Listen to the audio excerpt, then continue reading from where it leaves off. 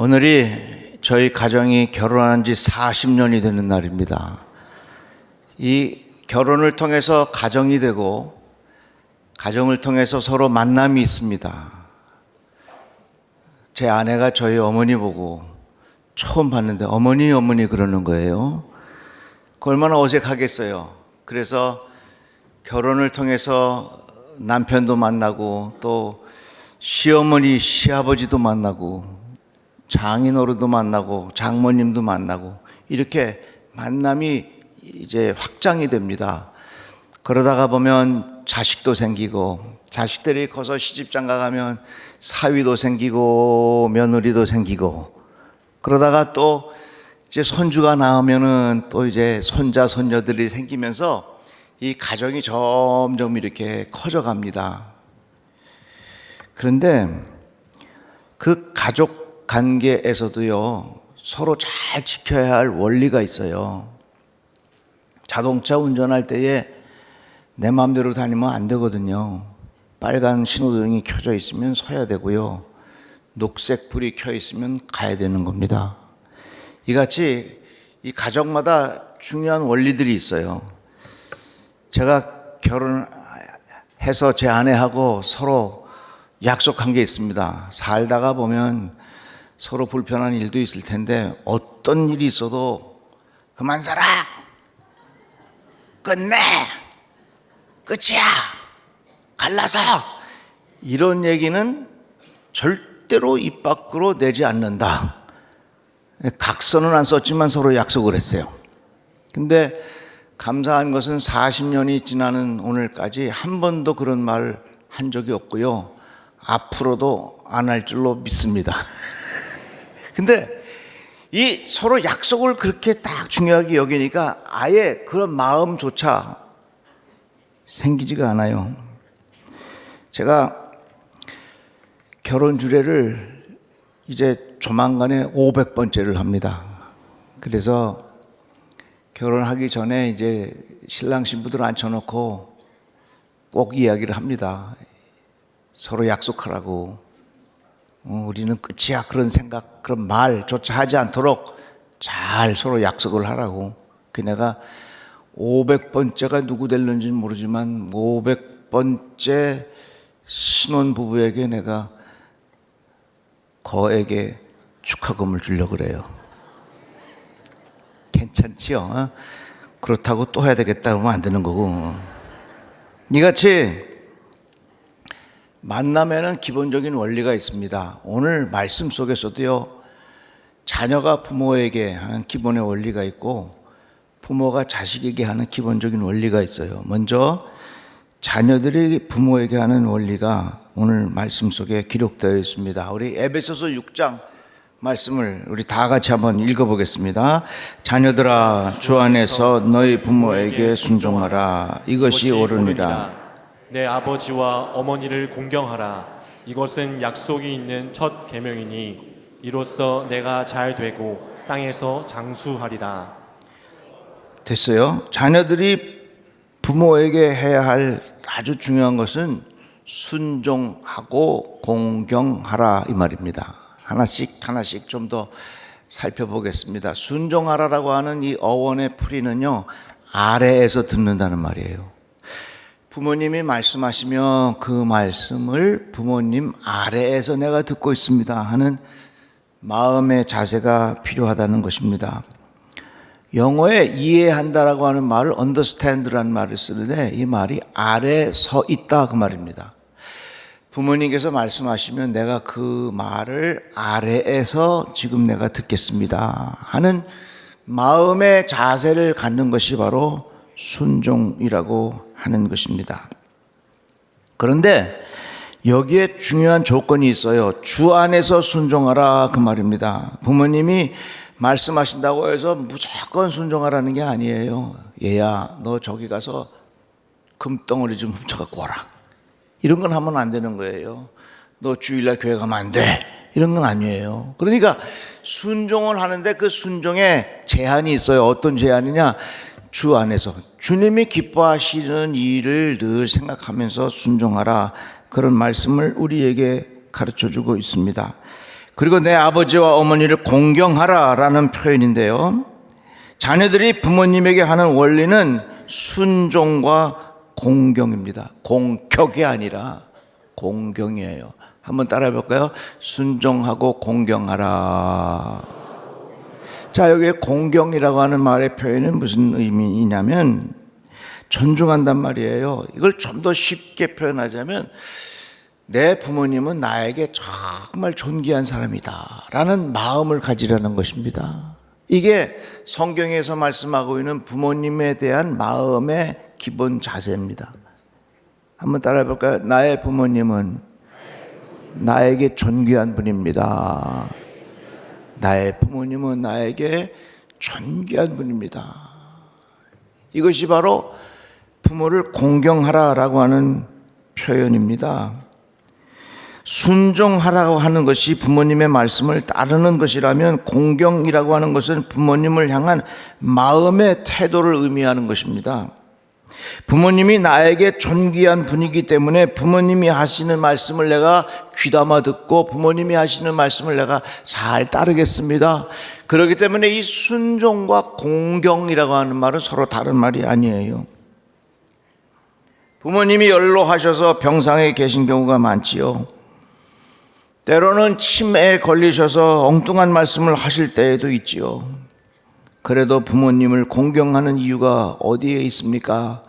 나에게는 그 부모님이 너무나도 존귀한 분이기 때문에 그 부모님을 공경하는 것입니다.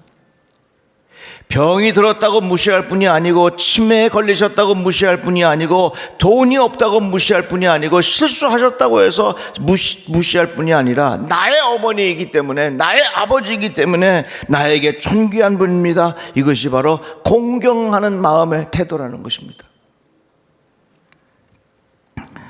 치매에 걸린 어머니와 함께 사는 70세 어르신의 짧은 시입니다. 노모님이 치매에 걸리셨는데 그 아들이 나이가 70이에요. 저 같이 삽니다. 이런 시의 내용입니다. 애들이 배고프다고 울고 난리요. 얼른 가서 밥만 해주고 올게. 치매에 걸린 어머니의 이야기죠. 어머니는 하루에도 12번씩 문 밖으로 나갑니다. 씨름하듯 눌러앉히는 70 넘은 아들. 엄마, 나 배 안 고파. 그러한 어머니 눈엔 오직 배고픈 어린 자식들로 가득합니다. 치매에 걸린 어머니가 70세 된 아들과 같이 사는데 아직도 그 치매에 걸린 어머니의 마음속에는 배가 고파 울고 있는 아들을 생각하면서 밥 차려줘요, 나가야 되겠다고 하는 그런 마음. 이 70세 아들이 치매에 걸린 엄마를 볼 때 나에게는 너무나도 존귀한 분이에요. 다른 사람들하고 달라요. 나의 어머니이기 때문에 존귀한 분이에요. 그래서 그 어머님을 공경하는 이유가 바로 거기에 있는 것입니다. 부드러운 말투, 부모님의 이야기를 중간에 끊지 않고 끝까지 듣는 마음의 자세, 의견이 달라도 무시하거나 비웃지 않는 마음. 그래서 부모님을 향한 공경의 마음은 이벤트가 아닙니다. 삶의 태도입니다. 자꾸 반복되는 행동에서 나타나야 하는 것입니다. 그래서 부모님을 공경한다라고 하는 마음은 나에게는 너무나도 존귀한 분이기 때문에 내가 우리 부모님을 존중해 드립니다. 그것이 바로 부모님을 공경하는 마음의 태도라는 것입니다.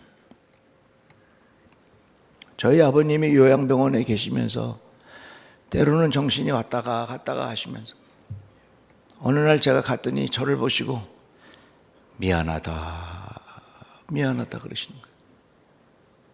왜 아버님이 미안하다 하시는지 대충 알지요. 아버님의 얼굴을 콕 쓰다듬으면서 아버지, 뭐가 미안해요. 걱정하지 마세요. 내가 있잖아요. 걱정하지 마시고 편안한 모자 쏟고 싶어요. 그랬더니 우리 아버님이 씩 웃으시면서 고맙다. 그러시는. 병상에 계신 아버님이 나에게 존귀한 이유가 뭡니까? 나에게는 존귀한 분이에요. 그래서 내가 부모님을 공경한다고 하는 이유가 바로 거기에 있다고 하는 것입니다. 자녀들은 부모님을 향하여 감사와 존중의 마음을 갖는 것입니다. 이것이 자녀들이 부모님을 향한 기본적인 원리입니다. 자녀들에게 이야기를 했는데 아무런 소식이 없어. 자녀들에게 이야기를 했는데 그 이야기를 다 까먹었어.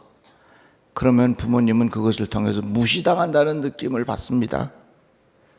그래서 공경한다고 하는 것은 이벤트로 하는 것이 아니라 어머니와 아버지의 말씀을 기억하고 존중하는 마음의 태도가 바로 공경한다 하는 겁니다.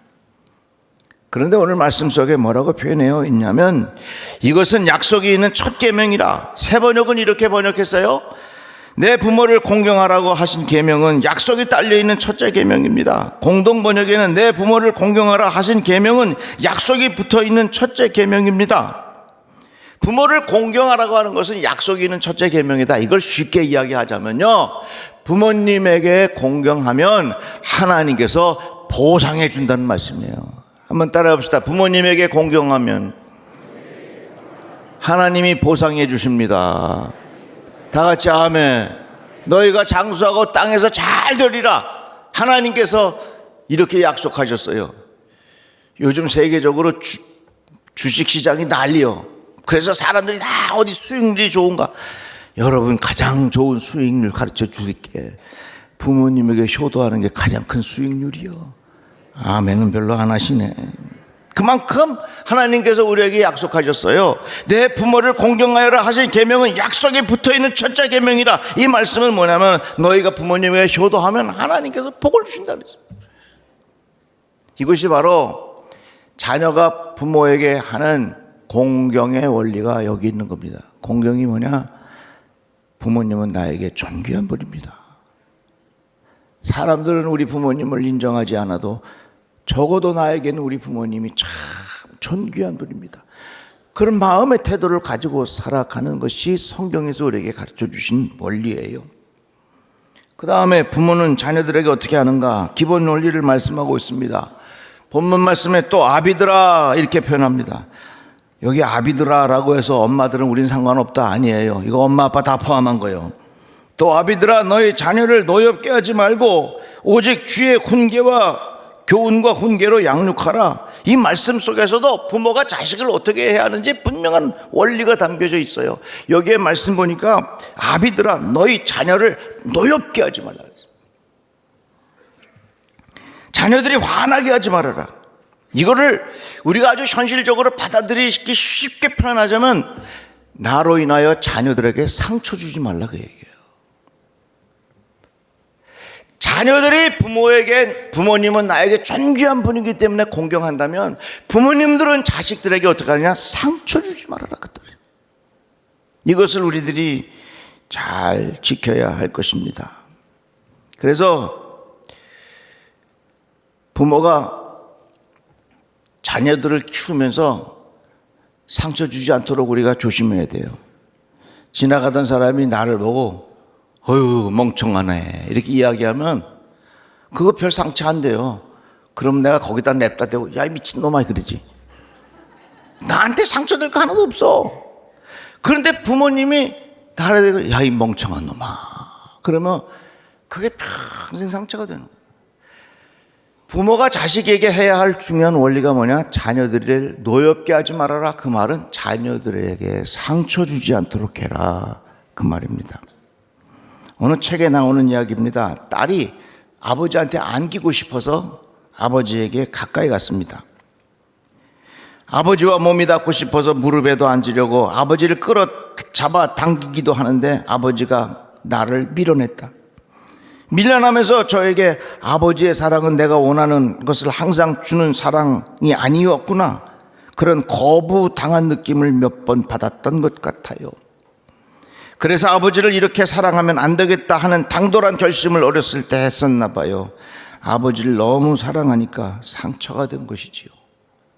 그래서 아버지로부터 몇 번의 거절을 당한 그 경험이 이 어린아이에게 상처가 돼서 평생을 아버지와 이렇게 살았다고 하는 얘기입니다. 자녀들이 부모에게 나에게 존귀한 분이기 때문에 내가 공경하는 마음, 이것이 성경의 원리라면 부모가 자식을 향한 중요한 원리는 자녀들을 노엽게 하지 말아라, 자녀들에게 상처를 주지 말아라, 그 말입니다. 정신과 의사 이야기입니다. 30년 동안 정신분석 전문가로 일을 했는데 수천 명의 환자들을 보니까 마음이 아파서 찾아왔는데 그 대부분의 상처가 다 부모로부터 받은 상처라는 얘기예요. 나는 자식을 잘 키운다고 키웠는데 그것이 자녀들에게 상처가 돼요. 부모들아, 자녀들을 노엽게 하지 말아라. 이 말은 자녀들에게 상처를 주지 않도록 세밀하게 살피라, 그 말씀입니다. 그러면 자녀들이 갖는 가장 큰 상처가 뭔 줄 아세요? 부모가 올바르지 못할 때에 자녀들은 큰 상처를 받습니다. 아버지가 바람이 났어. 그래갖고 짐 싸갖고 나갔어. 자녀들에게는 평생 상처가 되는 거예요. 여러분, 바람 피지 마시오잉? 아멘은 안 하고 웃기만 하네 그냥. 그 얼마나 큰 상처요. 아버지가 노름해 갖고서 젠사 다 날려먹었어. 그래갖고 자녀들이 어렵게 살아 밥도 못 먹고. 이건 자녀들에게 큰 상처가 되는 거예요. 여러분 보세요. 아버지가 열심히 수고하고 열심히 일하고 열심히 하는데 다쳐서 어렵게 가난하게 된 거하고, 아버지가 노름하다가 다 엎어가지고서 가난하게 된 거하고는요, 아이들이 느끼는 차이가 엄청나요. 그래서 부모들이 자식들에게 늘 무엇을 생각해야 되냐면은 자녀들에게 상처를 주면 안 된다 하는 그런 생각을 해야 하는 겁니다. 또 말씀해 보니까 오직 교훈과 훈계로 양육하라, 이 말씀이 있어요. 자녀들을 교훈과 훈계로 양육하라. 여러분 잘 들으세요.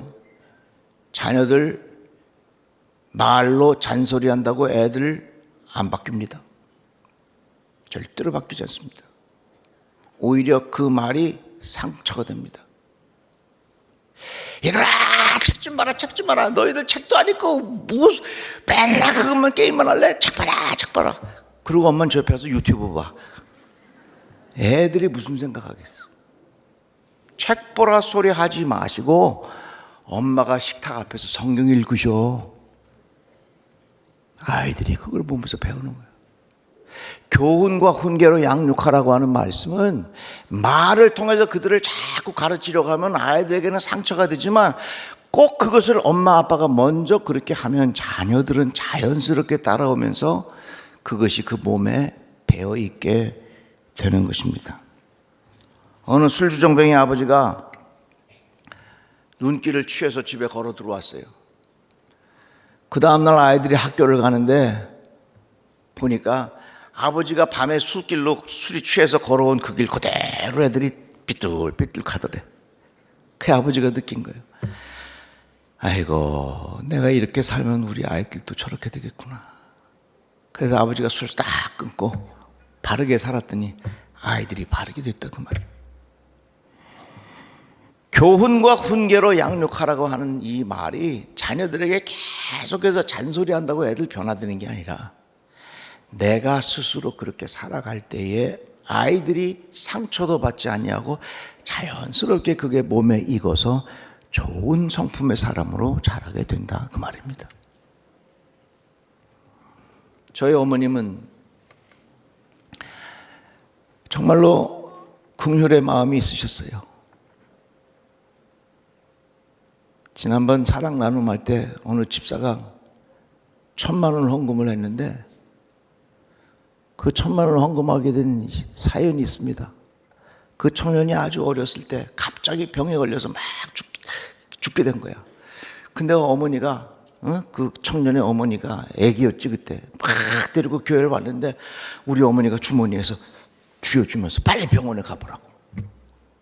그래가지고서 그 아이를 들쳤고 병원에 가서 그 아이가 잘 치료돼서 지금 건강하게 잘 자라고 우리에게 좋은 일꾼 돼서 그때를 기억하면서 이번 사랑 나눔 헌금할 때 1,000만 원 헌금했어. 그래서 그 메시지를 다 쏘았어. 제가 어머님 장례식 때 어머님한테 이렇게 스스로 이야기했습니다. 어머니 멋지게 사셨습니다.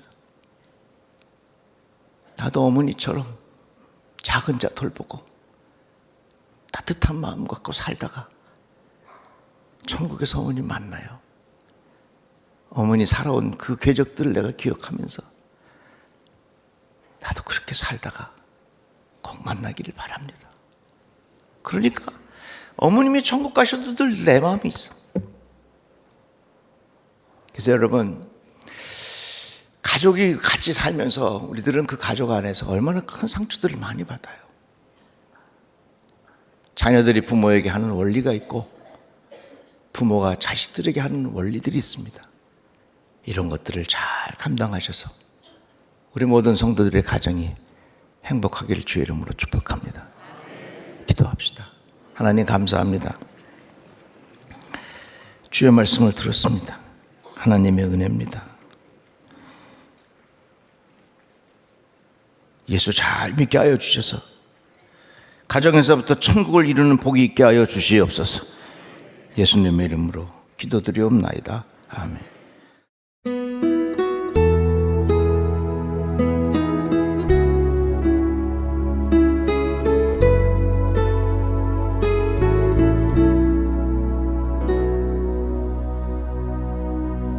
주님을 찬양합니다.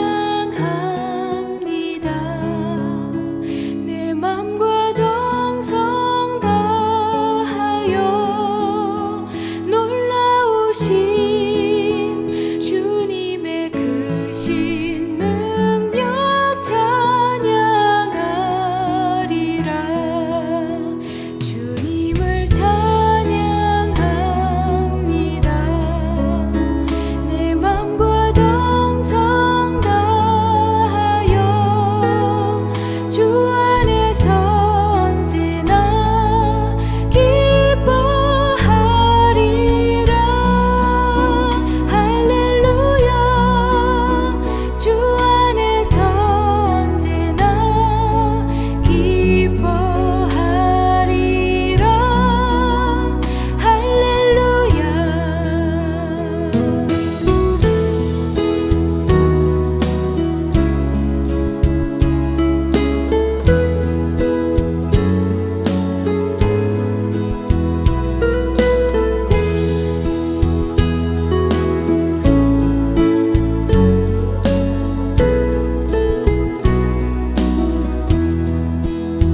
주님을 경배합니다. 내 맘과 정성 다하여 놀라우신 주님의 크신 능력 경배합니다. 주님을 경배합니다. 내 맘과 정성 다하여 주 안에서 언제나 사랑하리라.